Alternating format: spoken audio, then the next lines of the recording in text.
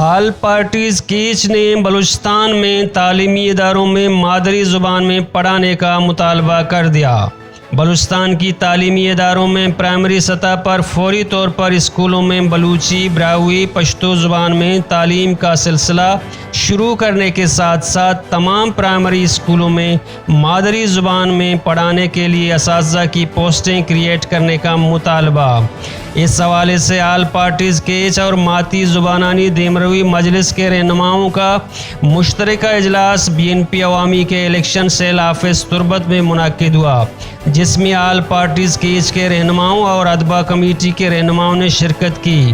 تمام رہنماؤں نے مطالبہ کیا کہ بلوچستان میں سرکاری پرائیویٹ تعلیمی اداروں میں مادری زبانوں کو پڑھانے کا سلسلہ شروع کیا جائے۔